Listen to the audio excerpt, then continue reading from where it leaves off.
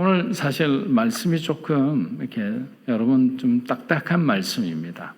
여러분의 감성을 터치하는 것도 아니고 여러분의 삶에 놀라운 기적을 일으키는 말씀도 아니고 어떻게 보면 여러분의 삶에 새로운 어떤 구원에 대한 어떤 본질적인 어떤 말씀에 대한 도전을 이렇게 하는 시간이기도 합니다.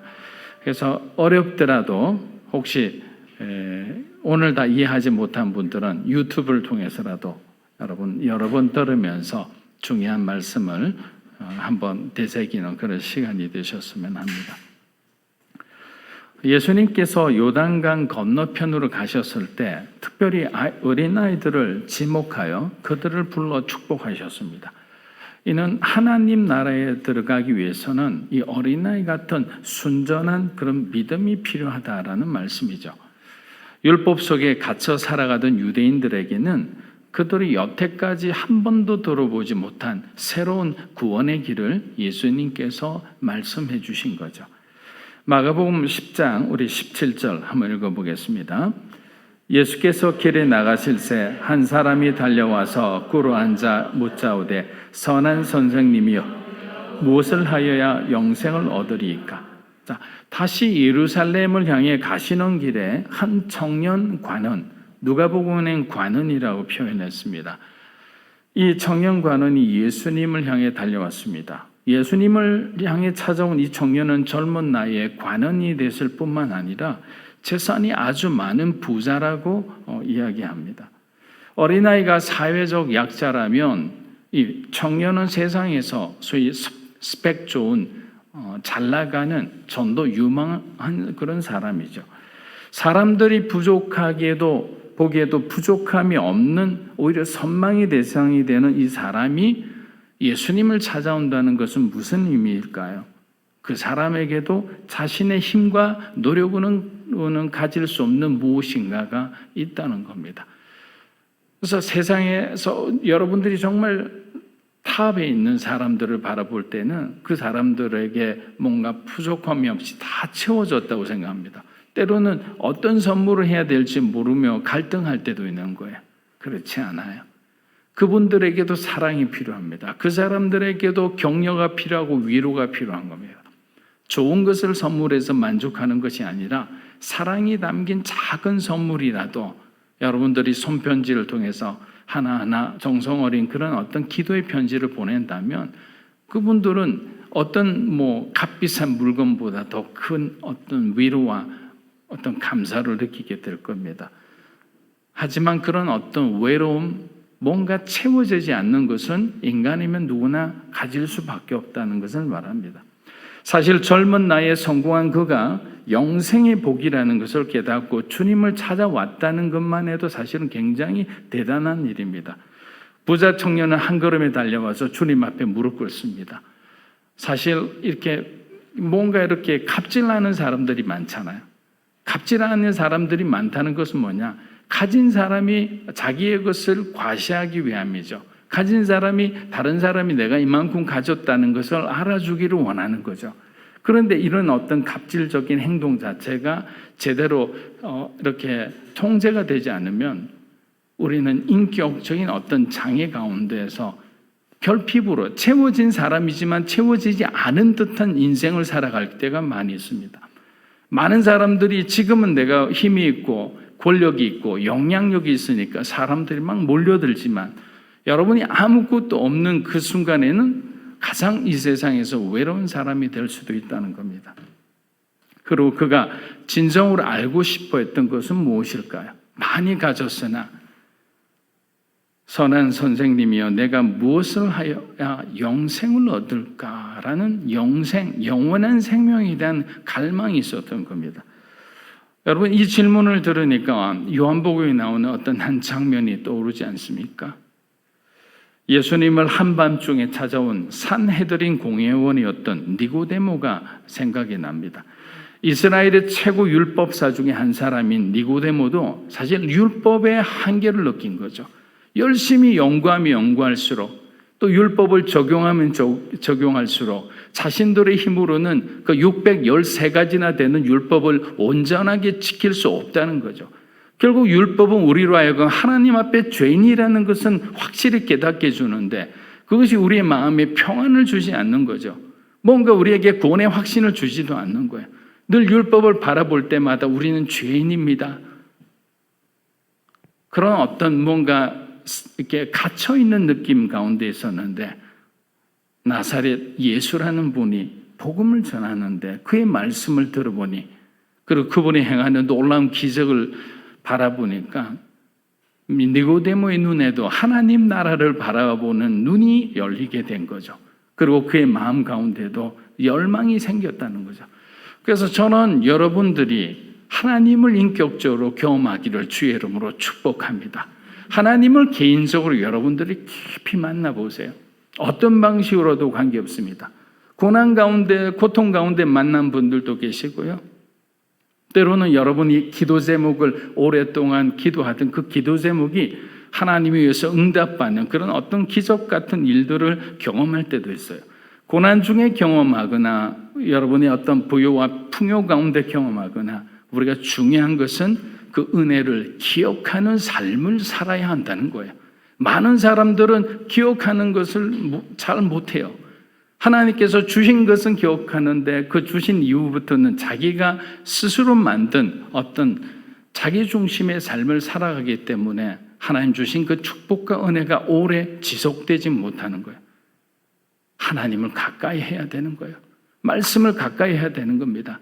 매일 아침 여러분의 육체의 피로 자체도 많은 어떤 노동을 하게 되고 어떤 신경을 많이 쓰게 되면 당연히 육체의 피로가 있죠. 그러나 예수님 스스로도 수많은 사역 가운데서도 제자들 그 누구보다도 많은 육체의 피로가 있었지만 하나님을 향한 그 영적인 갈망과 소망이 그 육체의 피로를 이기지 못했던 겁니다. 새벽이라는 시간, 굳이 새벽이 힘들 때는 여러분에게 정해진 시간, 누누이 말씀드리지만 15분이라는 하루의 아침에 여러분이 눈을 떴을 때 점심시간에 잠시 5분, 저녁에 잠자기 전에 여러분의 가정을 위해서, 여러분의 직장을 위해서, 여러분 정말 나라와 민족과 한국교회와 여러분의 교회를 위해서 기도한다면 기도하는 그 자체가 응답받지 않을까요? 많은 사람이 그렇게 동일하게 기도한다고 생각해 보세요. 여리고가 무너지지 않겠습니까? 정해진 시간에 여러분이 일정한 그 기도 제목을 응답받을 때까지 기도하는 것이 바로 크리스찬의 승리의 비결이라는 것입니다. 항상 하나님을 가까이 하고 주님이 말씀하신 것을 소중하게 기억하는 저와 여러분이 되기를 주의 이름으로 축복합니다. 유대인들에게는 현세적인 삶의 복도 아주 중요했습니다. 그러나 사실 죽음 이후에 우리의 인생은 어떻게 될 것인가? 구약의 말씀을 들었을 때는 엘리야는 죽음을 맛보지 않고 하나님 나라로 갔기 때문에 구약 성경 자체가 가리키는 것은 바로 예수 그리스도를 가리키는 거죠. 구약 시대 사람의 구원은 결국에는 오실 메시아를 믿는 믿음으로 구원받은 거죠. 그리고 신약 시대는 오신 메시아를 믿는 것이고 지금 우리는 다시 오실 메시아를 믿는 믿음으로 어떻게 보면 종말의 신앙, 부활의 신앙을 가지면서 세상을 두려워하지 않고 오히려 세상을 어떻게 변화시키면서 그리스도인의 어떤 복음을 전할까? 이것이 사실은 우리에게 주신 사명인 거예요. 그런데 그것을 깨닫지 못하면 계속적으로 우리는 십자가 앞에 머물러 있는 사람이 되는 거죠. 한 치 앞도 나가지 못합니다. 늘 언제나 똑같은 시점에 근심 걱정으로 넘어지는 거죠. 그런데 무엇이 우리를 변화시킬까? 바로 영생에 대한 소망인 거죠. 구원에 대한 확신이죠. 우리의 사명에 대한 어떤 하나님 주신 그에 대한 어떤 기쁨이죠. 그것을 우리가 갖고 있다면 어떤 상황에 처하더라도 우리는 그 사명을 끝까지 책임감 있게 완수해낼 거예요. 또 우리의 구원의 확신이 있다면 여러분 지금 우리가 살아가는 이 인생에 왜 미련을 두겠습니까? 그날을 바라보고 살아가는 사람인데 영원한 생명이 우리에게 주어지는데 90인생, 100세 인생인들 하나님 없이 관계없이 살아가서 구원받을지 어떨지 모르는 그런 어떤 불안한 가운데 살아가는 사람들이 너무나 많은 거죠. 이 청년도 사실 유대적으로 많은 교육을 받았어요. 그리고 유대적 구원의 어떤 데 익숙했어요. 그게 선행을 통해 율법을 지킴으로써 구원받는 거예요. 자기 나름대로 열심히 지켰습니다. 10계명은 지켰지만 사실 세부적인 613가지를 단 한 번도 어기지 않고 지킨다는 것은 말이 아니죠. 큰 줄기로 볼 때 자기는 하나님 앞에 범죄한 것이 없다는 어떤 영적 자부심을 갖고 있는 사람이죠. 그런데 예수님의 말씀은 다른 말씀이 들리는 거죠. 스스로 확인하고 싶은 거예요. 주님께 찾아오는 겁니다. 내가 지금까지 배웠던 그 율법을 통해 가는 그 구원의 길과 주님이 말씀하시는 그 믿음으로 가는 길의 차이는 무엇입니까? 지금 나는 주님 말씀한 대로 열심히 하나님의 계명을 잘 지키며 살아왔는데 주님 제발 저에게 당신 너는 구원받았다는 그 말씀 한마디만 해주십시오라고 어떻게 보면 인정받기 위해서 찾아온 거죠. 자신을 자랑하듯 인정받기 위해서. 그런데 예수님은 그 유대인들의 세계관 속에 있는 그 형제의 청년의 마음에 새로운 어떤 길을 제시하기를 원하셨던 겁니다. 마가복음 10장 우리 18에서 19절입니다. 예수께서 이르시되 내가 어찌하여 나를 선하다 일컫느냐 하나님 한 분 외에는 선한 이가 없느니라. 내가 계명을 안 하니 살인하지 말라, 간음하지 말라, 도둑질하지 말라, 거짓 증언하지 말라, 속여 빼앗지 말라, 내 부모를 공경하라 하였느니라. 자, 예수님은 율법의 선한 행위에 초점이 맞추어진 청년의 관점을 지금 변화시키려고 하는 거죠. 왜? 청년은 자꾸만 선한 행위, 선한 행위. 자기가 선한 행위를 해서 구원받으니까 하나님도 선할 것이고 예수님 당신도 선하지 않습니까? 선한 것으로 결국에 모든 것을 묶어서 하나로 통일시키려고 하는 거죠. 그렇지 않죠. 부자 청년의 구원의 기준은 선한 행위였지만 예수는 다르게 말씀하십니다. 마태복음 19장 우리 17절에서 18절 한번 읽어보겠습니다. 예수께서 이르시되 어찌하여 선한 일을 내게 묻느냐 선한 이는 오직 한 분이시니라. 내가 생명에 들어가려면 계명들을 지키라. 이르되 어느 계명이 오니까 예수께서 이르시되 살인하지 말라, 간음하지 말라, 도둑질하지 말라, 거짓 증언하지 말라. 자, 마태복음에는 예수님께서 청년에게 내가 영생을 얻기 위해서는 하나님의 계명을 지키라라고 지금 말하고 있습니다. 전후 문맥을 보지 않고 읽는 사람은 갑자기 예수님이 웬 율법주의자가 되셨나라고 착각하기 쉬운데 그렇지 않죠. 근데 우리가 하나 굉장히 큰 오해를 하고 있는 부분이 있는데 그것이 바로 율법에 대한 오해입니다. 성경을 보면 예수님께서 율법을 부정하신 적이 한 번도 없습니다. 율법을 나쁘다고 한 것이 아니라 잘못된 율법주의를 예수님께서는 꾸짖으신 거죠. 우리가 권위가 나쁜 것이 아니라 권위주의를 우리는 싫어하는 거죠. 자기 어떤 권위를 내세워서 다른 사람을 억압하거나 아니면 자기 권위 속에 일방적으로 그냥 들어오게 하고 권위 속에 들어오지 않는 사람은 어떤 형태로든지 피해를 주어서 그 두려움과 공포 안에서 자신의 권위를 유지하려고 하는 사람들은 공산주의나 어떤 독재 국가에서나 일어나는 일들이죠. 그러나 우리들도 하나님 앞에 어떤 올바르게 서 있지 않으면 우리 안에도 충분히 그런 악한 성품들이 나올 수 있다는 거예요. 예수님 스스로는 뭐라고 말씀하셨습니까? 나는 율법을 폐하러 온 것이 아니라 율법을 완성하는 완성자라고 말씀하신 거죠. 그래서 복음과 율법의 관계는 하나가 되는 거죠. 불완전했던 율법이 예수님이 성육신 나오심으로 인해서 율법은 완전하게 된 거죠. 그 완전한 율법 자체는 뭐냐? 저와 여러분을 구원할 수 있는 영생의 능력을 가지게 되는 거예요. 결국에는 우리는 누구를 바라봅니까? 율법을 바라보면서 우리가 죄인임을 깨닫고 예수 그리스도를 바라보면서 그분을 믿는 믿음으로 우리는 구원을 받는 것입니다.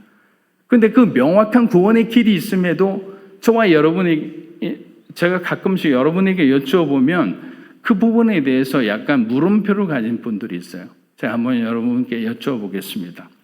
여러분은 구원받았음을 확신합니까? 아멘 소리가 너무 적어요. 다시 한번 여쭤보세요. 여러분은 예수님을 믿음으로 구원받았음을 확신합니까? 만일 여러분이 물음표가 되는 분들은 찾아오셔야 돼요. 왜냐하면 왜 우리가 구원받지 못했다고 생각하느냐면 하나님만이 아는, 여러분만이 아는 여러분의 죄와 아직까지도 여러분 안에 있는 신앙적인 수많은 질문들, 그리고 앞으로 내가 세상을 어떻게 이겨내고 나가야 되는 그 유혹들에 대한 어떤 이겨낼지 못한다는 그 두려움들, 이런 것들이 그냥 여러 가지로 믹스가 돼 있으니까 여러분 자체가 구원받지 못할 수도 있다는 생각을 하는데, 그것이 바로 사단이 주는 생각이에요. 우리는 믿음으로 구원받는 거예요. 여러분이 무엇을 잘 지켰다고 구원받는 것이 아니에요. 여러분이 헌금을 많이 내었다고 구원받는 것이 아니에요. 여러분이 교회를 위해서 열심히 봉사했다고 구원받는 것이 아니라 오직 믿음으로 구원받는 거예요. 그렇기 때문에 그 믿음으로 구원받는 하나님의 은혜를 그냥 받아들이기만 하면 되는데, 내 안에 있는 의가 있는 거죠. 내 안에 율법적인 어떤 하나의 그 관점이 생기는 거죠. 너 같은 사람은 구원받을 수 없어. 너 지난날의 너의 삶을 봐.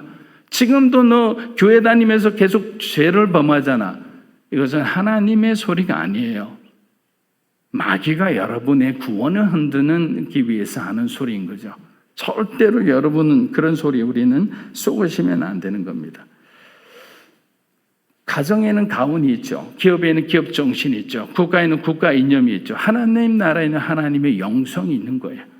그래서 즉 계명을 지킨다라는 것은 어떤 계명을 지키는 행위에 초점을 맞추라는 것이 아니죠. 청년이 이 계명을 어떻게 수행하는지 이 자체에 초점을 맞추고 자기의 삶을 올인했던 거죠. 다른 의미로 말하면 열심과 열정은 있었지만 방향이 옳지 않았다는 거예요. 여러분, 아무리 좋은 차를 타고 가더라도 모든 사람의 목적지가 부산인데 여러분이 저기 제주도에 가 있으면 무슨 의미가 있습니까? 여러분이 갖고 있는 용량의 스펙이 문제가 아닌 거예요. 인생은 디렉션이에요. 방향이 옳아야 되는 거예요. 스피드는 문제가 안 돼요. 빠르기도 하고 느리기도 한 거예요. 고장나면 멈춰 있을 때도 있어요. 그러나 목적지를 향해, 그 방향을 향해 우리가 도착하기만 하면 되는 거예요. 구원은 무엇이 중요합니까? 여러분의 스펙이 중요한 게 아니에요. 여러분 열심히 달린다는 열정이 중요한 게 아니에요. 무엇이 중요합니까? 방향인 거죠. 누구를 향해 나아가야 됩니까? 율법이 아니죠. 율법의 완성자인 예수 그리스도, 그분이 저와 여러분의 완전한 구원자가 되심을 믿는 것이 바로 우리에게 주어진 믿음이라는 거예요. 그 믿음을 갖고 갈 때 이제는 세상을 바라보는 눈이 틀리죠. 제가 말씀드렸잖아요. 종말적인 신앙을 갖고 가는 사람은 현실의 삶의 어떤 문제를 바라봐도 그렇게 흔들리는 삶을 살지 않는다는 거죠. 현재의 삶에 내가 이루어져야 될 것을 우리가 너무 그게 매달리지 않게 되는 거죠. 1등이 안 되면 어떻습니까? 여러분, 좋은 아파트에 살지 않으면 어떻습니까? 천국 가면 지금 우리가 좋은 어떤 그런 거와 비교할 수 없는 완전한 그런 어떤 삶을 살잖아요. 그래서 천국 가서 서로 간에 예전에 어떤 이렇게 안 좋았던 기억을 되살리면 어떡하나 걱정하지 마십시오. 천국은 완전히 우리의 욕구가 채워진 상태예요. 더 이상의 욕구가 생기지 않는 상태이기 때문에 미워하지도 않아요. 원망하지도 않아요. 어떤 사람을 이렇게 피하지도 않아요. 그리스도 안에서 주님은 우리를 사랑하듯이 그렇게 사랑하는 거예요. 그런데 그 천국에 가지 못하면 아무것도 소용이 안 되잖아요. 주님의 길을 바라보며 예수께서 말씀하신 대로 그분이 여러분의 삶의 길이요, 변하지 않은 진리요, 그 생명을 주시는 영생의 하나님임을 믿고 나아가는 것입니다. 마가복음 10장 21에서 22절입니다. 예수께서 그를 보시고 사랑하사 이르시되 내게 아직도 한 가지 보유한 것이 가서 내게 있는 것을 다 팔아 가난한 자들에게 주라. 그리하면 하늘에서 보화가 내게 있으리라. 그리고 와서 나를 따르라 하시니 그 사람은 재물이 많은 고로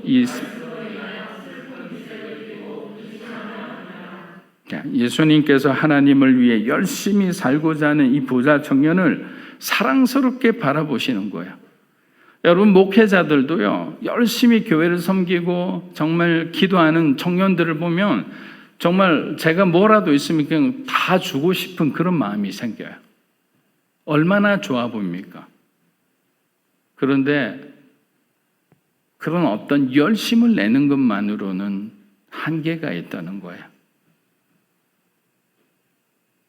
그런 어깨 사랑스럽게 보이는 그 청년이 가장 중요한 것을 잊고 있다는 거죠. 뭘 잊고 있느냐? 너에게 가장 중요한 한 가지 부족한 것인데, 이 부족하다는 말에 완벽주의인 이 청년이 얼마나 긴장했을까요?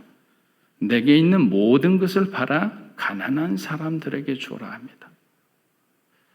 자, 이 질문은 여러분들에게도 지금 드릴 수 있는 질문입니다. 저에게도 할 수 있는 질문이에요. 마음속으로 한번 여러분들이 손을 한번 들어보세요. 여러분들에게 만약 지금 예수님께서 이 부자 청년에게 한 것처럼 너의 모든 소유를 내려놓고 나를 따르라고 했을 때 내려놓을 수 있는 사람 손 한번 들어보십시오. 자, 마음속이라 제 나름대로 기술을 합니다. 여러분, 손을 들 수 있는 사람은 하나님께 정말 복된 사람입니다. 하지만 지금 손을 못 드는 사람도 여러분 곧 손을 들게 되리라 축복합니다.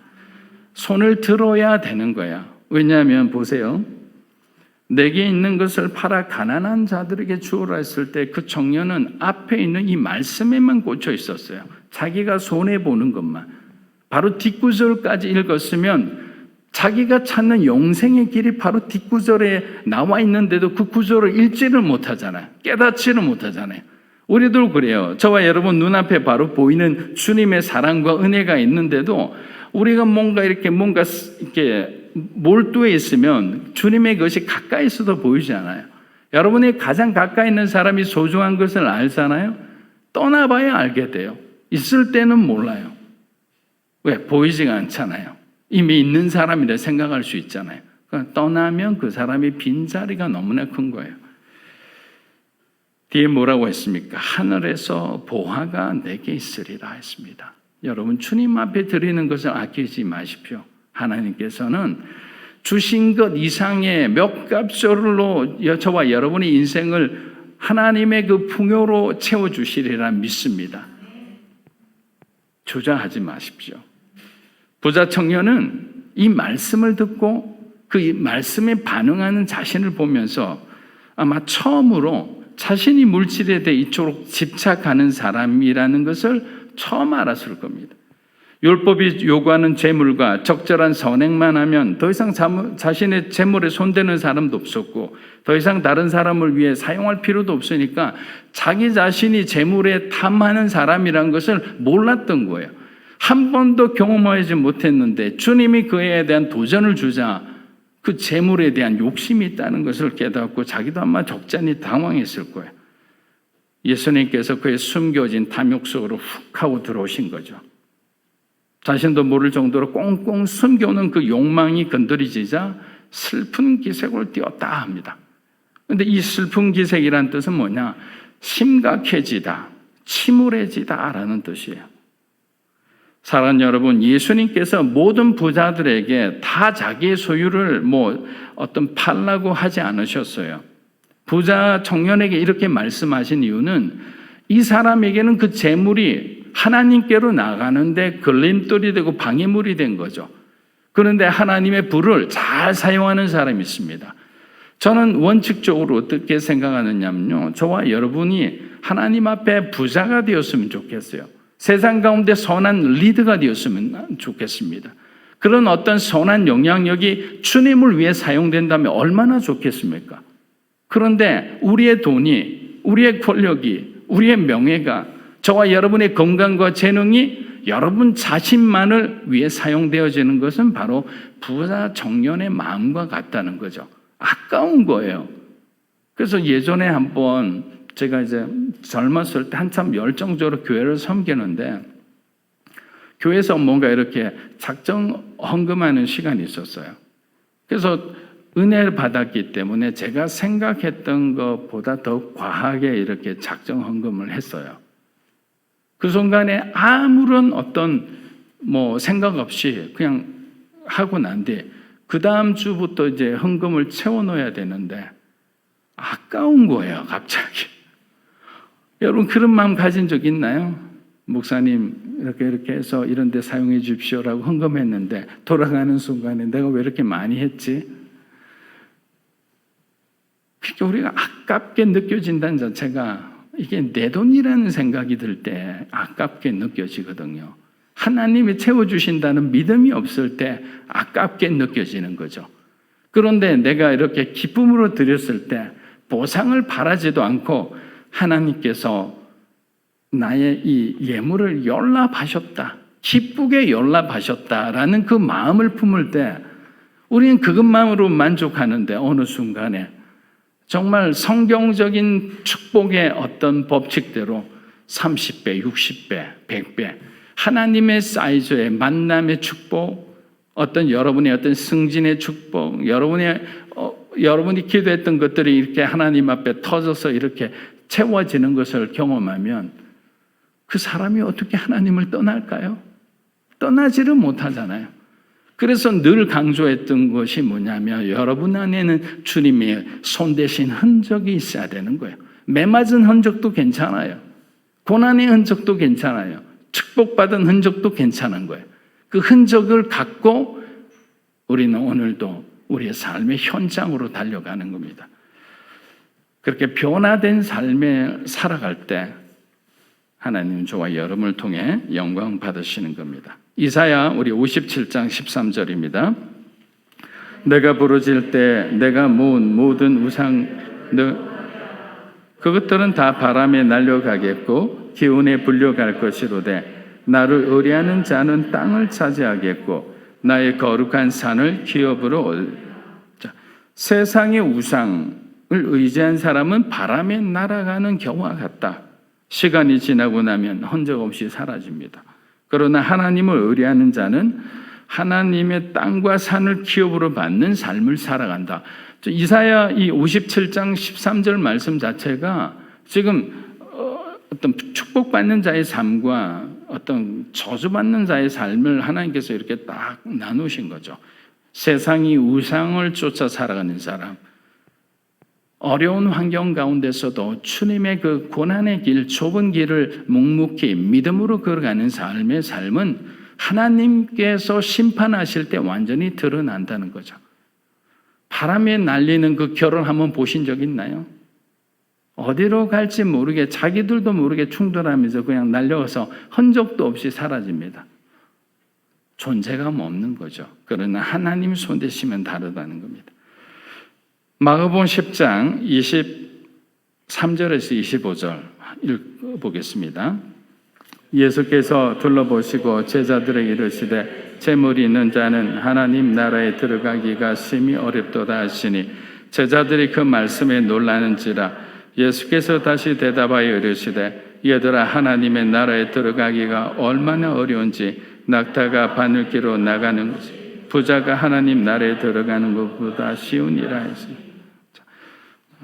예수님이 이 말씀을 비유로 하신 그 이유는 재물이 많은 자체가 죄라는 것이 아니라, 예를 들어 어떤 사람에게 하나님께서 그 사람을 부르시기 위해서, 구원하시기 위해서 고난과 고통을 주셨다고 생각해 보세요. 근데 이 사람은 억만장자예요. 여러분, 고난과 고통이었을 때 그리스도인들이 해야 할 어떤 방법은 주님 앞에 나아가서 무릎 꿇고 회개하고 기도하는 거예요. 그것은 가난한 사람이나 부유한 사람이나 권세가 있는 사람이나 권세가 없는 사람이나 동일한 거예요. 다 하나님 앞에 나아가야만 하나님으로부터 오는 구원을 우리가 받을 수 있는 거예요. 그런데 이 사람은 어떻게 했느냐? 돈이 있잖아요. 권력이 있잖아요. 자신의 돈으로 권력으로 자신의 고난과 고통에 있는 것을 다 막아선 거죠. 고통과 고난은 사라졌어요. 그러나 그 사람은 하나님을 만날 기회는 잃어버렸다는 거예요. 예를 들면 이런 케이스를 가지고 얘기하는 거예요. 그렇기 때문에 뭔가 내가 하나님보다 더 의지하는 것들이 있다면 우리는 절대로 하나님을 인격적으로 더욱더 깊이 만날 수가 없는 거예요. 가난해 보니까, 고통당해 보니까, 왕따 당해 보니까 서러운 사람의 아픔도 알게 되고 소외된 사람들이 갖는 그 외로움도 알게 되는 거예요. 그렇기 때문에 저와 여러분이 상처 있었던 생색이 난 그러한 부분들이 다 나쁜 것이 아니라 어떻게 보면 하나님의 사람으로 하나님을 인격적으로 더 깊이 만나는 그런 어떤 축복의 과정이기도 한 것입니다. 마가복음 10장 26에서 27절입니다. 제자들이 매우 놀라 서로 말하되 그런즉 누가 구원을 얻을 수 있는가 하니 예수께서 그들을 보시며 이르시되 하나님으로서는 자, 예수님 답은 얼마나 간단합니까? 사람은 할 수 없다. 그러나 하나님은 가능하다. 그럼 여러분 사람을 의지하겠습니까? 하나님을 의지하겠습니까? 한번 대답해 보십시오. 하나님을 의지하시겠습니까? 사람을 의지하겠습니까? 하나님이시죠.